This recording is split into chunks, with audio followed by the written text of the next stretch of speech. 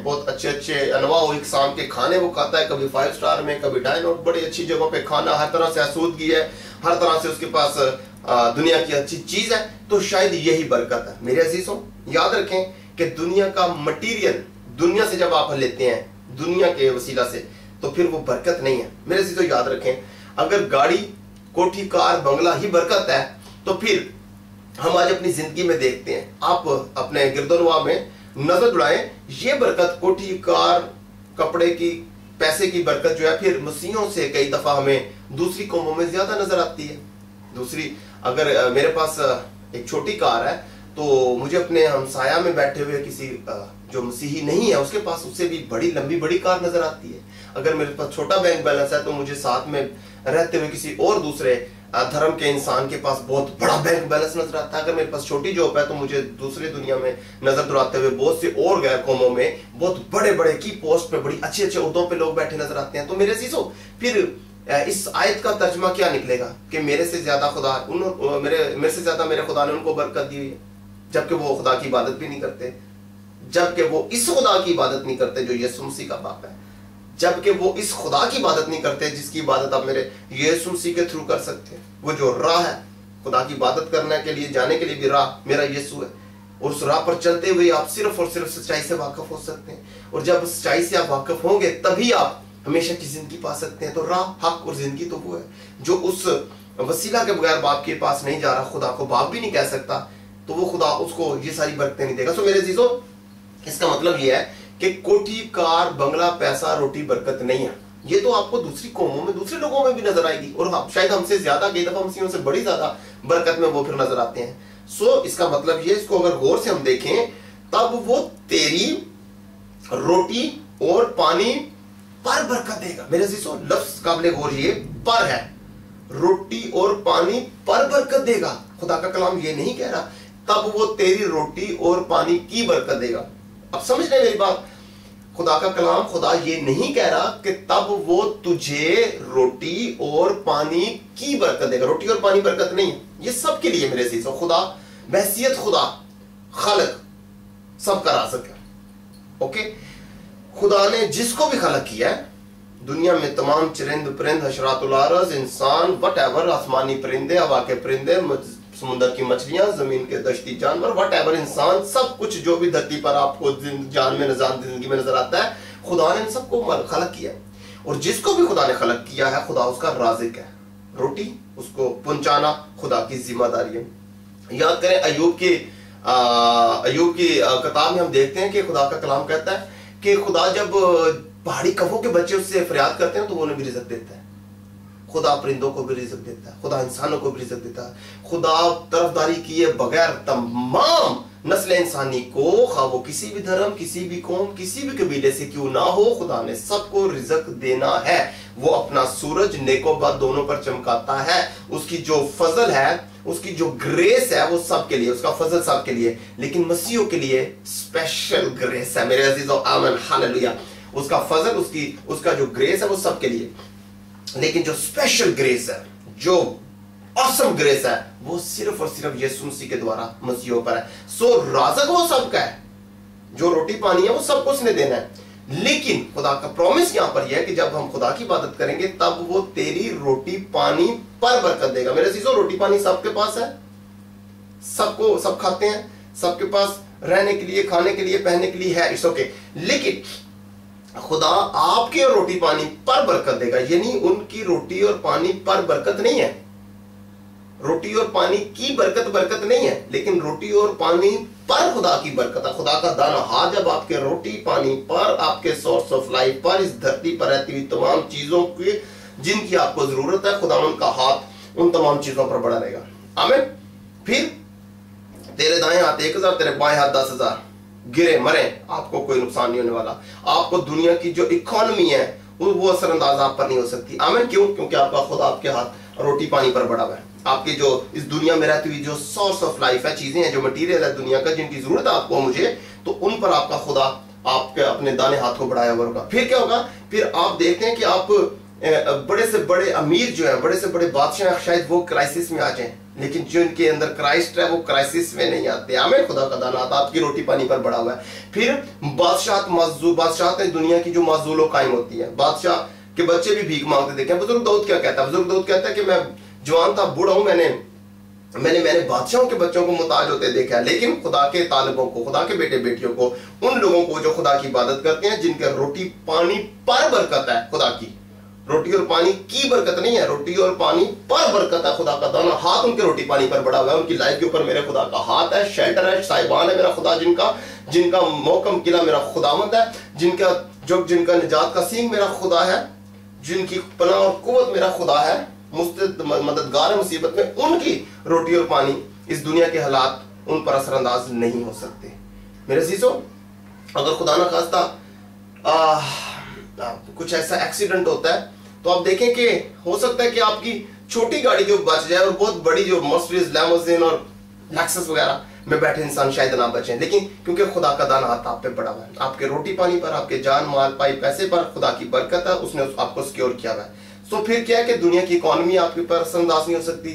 आज ये हो गया वो गया, खुदावंद हर जगह पर आपको फेवर देगा, आपके काम काज में आपको फेवर देगा, आपके जो मालकान के दिलों में आपके लिए मोहब्बत और एहतराम डालेगा, आपको प्रमोशन मिलेंगी, आपको फेवर मिलेगी, आपके रोटी पानी पर खुदा की बरकत होगी। आमीन।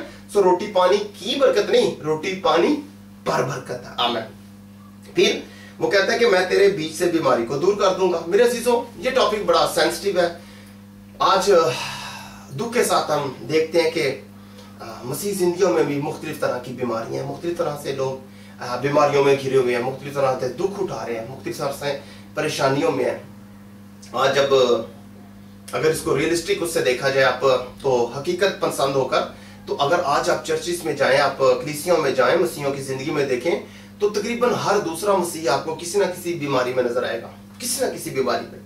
आज बहुत बड़ी, जिससे हम चर्च समझते हैं, शायद उस चर्च में, कलीसिया में भी अगर कोई खुदा का पावरफुल खादम आता है, अनॉइंटेड खादम आता है, जिसको खुदावन ने शिफा की कुव्वत दी हुई है, और वो अपने सरमन के दरमियान अगर किसी को कहे चर्च में कि आए अब शिफा के लिए हम दुआ करते हैं, और जो चर्च में से बीमार है कलीसिया में, वो अपना हाथ उठाए या आगे बढ़ के आए। तो मेरे अजीजों, आप जानते हैं कि 99% मेरा ख्याल चर्च के लोग दुआ करवाने बीमारी के लिए बाहर आ जाएंगे।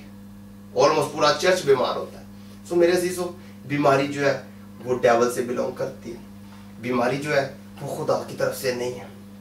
बाज़ औक़ात हम समझते हैं कि ये खुदावंद ने हमें दुख दिया है। खुदावंद किसी को दुख नहीं देता खुशी से। जब तक हम अपनी कमजोरियां खुदावंद के सामने नहीं रखते, जब तक हम ये इकरार नहीं करते कि हम में गलतियां, खताएं, खामियां, जब तक हम अपनी स्पिरिचुअलिटी जो है वो दुनिया और अपने मेयार के मुताबिक रूहानी जिंदगी नहीं, बल्कि खुदा और खुदा के कलाम के मुताबिक, उसकी मर्जी के मुताबिक जब हम जिंदगी नहीं गुजारते, तो हमारी रूहानी जिंदगी में कमजोरियां हैं। और जैसी कमजोरी आती है मेरे अजीजों, तो गुनाह दरवाजे पर, शैतान दुश्मन दरवाजे पर दबका बैठा।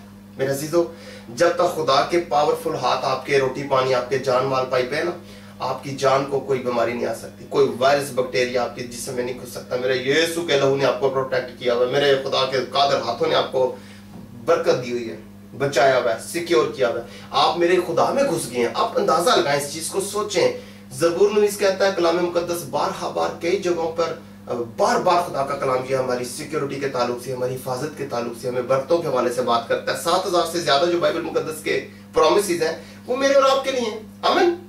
सो ज़बूर नवीस ज़बूर 46 में कहता है कि खुदा मेरी पनाह और मेरा गढ़ है, मुसीबत में मेरा मुस्तैद मददगार है। जब खुदा आपका मददगार है, खुदा में आप छिप गए हैं, खुदावंद आपकी पनाह है, खुदावंद आपका गढ़ है, आप कुव्वत है, खुदावंद आपकी मददगार है, तो मुझे आप बताएं कि कोई बीमारी, कोई शैतान आपको, आपके जिस्म को कैसे तकलीफ दे सकता है? रॉन्ग, ये गलत डॉक्ट्राइन है।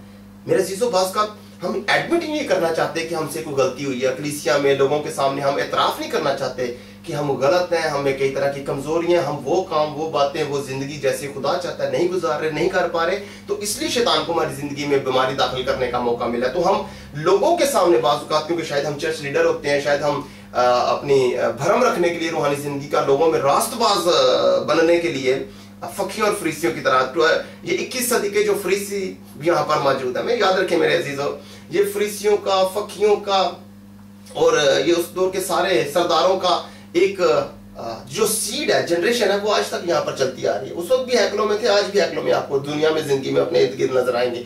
सो रूह के खुदा, रूह के वसीला से हमें देखना होता है कि ये 21वीं सदी के फरीसी हैं, फकी हैं, या यीशु मसीह के साथ दुख उठाने वाले खुदा के शागिर्द हैं, बादशाह के फर्जंद हैं। हर आदमी बाइबल पकड़ा, हर आदमी प्रेज द लॉर्ड कहता हुआ, हर आदमी बड़ी बड़ी क्रॉस पहने हुए और रूहानी स्टाइल, लाइफ स्टाइल जो बनाया हुआ, जरूरी नहीं कि वो खुदावंद में हो।